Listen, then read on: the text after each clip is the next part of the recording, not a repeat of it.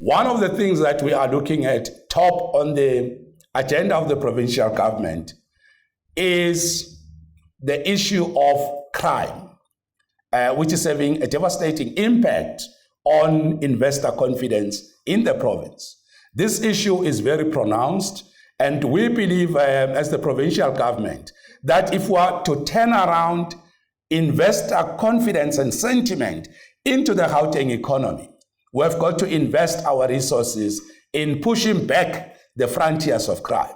And that, of course, includes dealing quite decisively with the scourge of gender-based violence. And you'll have seen in the speech that we emphasize in this issue. The challenges of youth unemployment are also proclaimed, and particularly young women, they bear the brunt of GBV, but also crime in general. We are increasing that budget to about 4 billion in the medium term financial years that are coming. 4 billion, that is a big increase in the budget of the department. And that should say to any investor, the provincial government in Gauteng is quite serious in dealing with the challenge of crime. So this issue of crime as a deterrent to investment in our province, we are looking at it. And I think it's very much important to emphasize that issue. For the first time, the provincial government is setting aside money to attend to the issue of electricity supply, the electricity problems. We are putting about 1.2 billion into the economy. We had to find this money quick and fast. We had to look into the budget. 1.2 billion is going into making a contribution to resolving the issue of electricity. If you look at the figures that came out of Statistics South Africa this week, that point to a difficulty in the growth of our economy, the big challenge there, that is battering the economy, comes from electricity supply, from load shedding. And I want to say that GIFA, as I said, our entity here, led by Mr. Opasia, is doing an excellent job. They have gone into the market, and I hope, Mr. CIB, you followed all compliance issues. They went into the market. Compliance very important.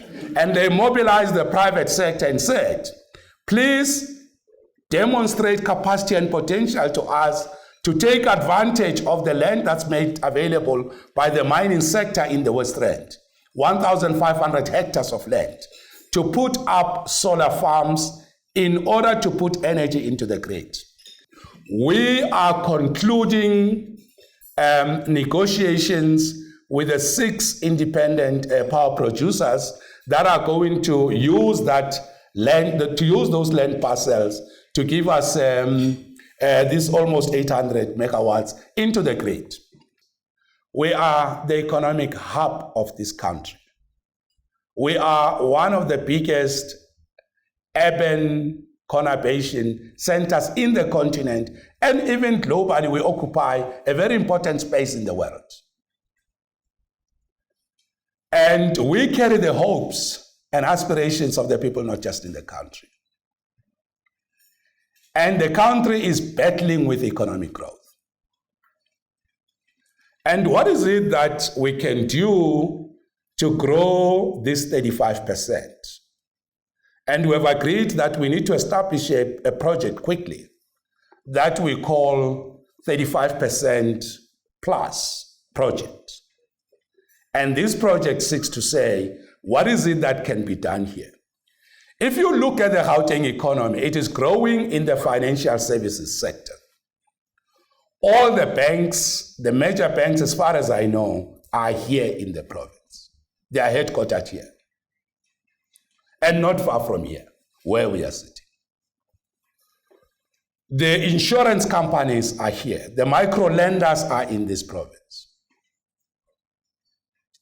The companies that are managing great asset portfolios are sitting here in the province.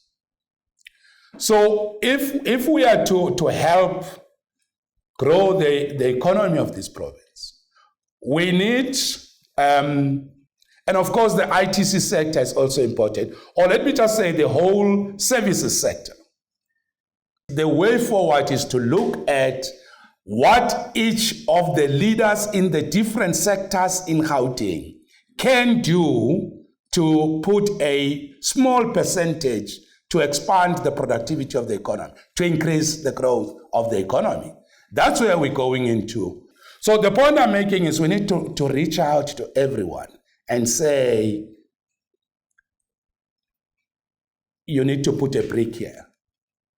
Because if we don't do talks about talks, if we don't get close to each other, if we don't have conversations, we will talk past each other. We will talk in parables. We will talk in a way that is creating confusion. Even the mockingbirds will not understand what exactly are we saying, because we are not coordinated. We are not synergized. We're not coherent. We're not moving in one direction. Everybody's playing in their little space. So we need to optimize conversations and then say, how can we grow the economy of this province? So the e-toll has been a very difficult issue for people worried about, how we're going to deal with this. So when government said we're absorbing the debt with 30% shared between Gauteng and national government, that for us was a major achievement. It was a big issue that at least finally government is taking over this issue. Now you hear some people say, when we say we are building on this announcement made by the minister to then deal with consequential issues of implementation by agreeing on an MOU on how we're going to implement this very profound, historic, very exciting announcement, formidable announcement made by the minister. How are we going to implement that? Then some people say, I don't think they could have been in talks about talks.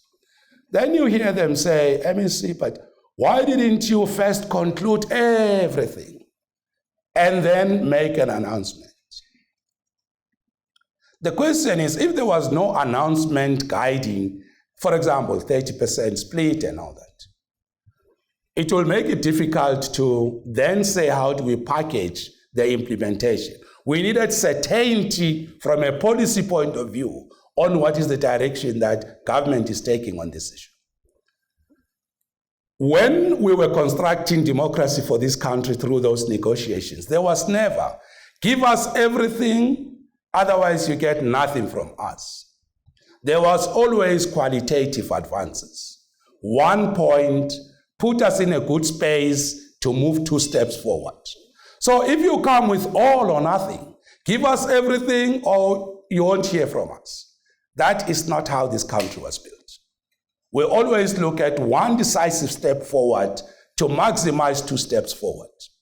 So all what we're saying is to the people of the province, we are very much pleased and happy that government has absorbed the debt, because we never understood how should the people of Gauteng pay for N1, which start Beitbridge and in Cape Town. There's no N1 of Gauteng. If N1 of Gauteng doesn't work, the whole N1 won't work. So N3, all the tolled roads are mainly national roads. These are roads supporting the economy of the whole country. These are roads linking us to our key trading partners in the world. Why, when it comes to payment, this is not even consistent with the Constitution. So this was a great relief for us. All what we're asking is, allow us to find each other with national government on the different issues that we still need to resolve. But we remain pleased, thankful to the minister for making a decisive step that will take us to the next issues. And we are confident. We waited a long time. I used to be MEC of Transport. In every interview I do, I'll be asked about when will it be scrapped. So we are very much pleased that that announcement has been made. The people are relieved of the burden. The fact that there are still issues not attended to does not mean that profound announcement doesn't stand. So we're just saying, allow us to conclude these issues, the matter will be finally resolved.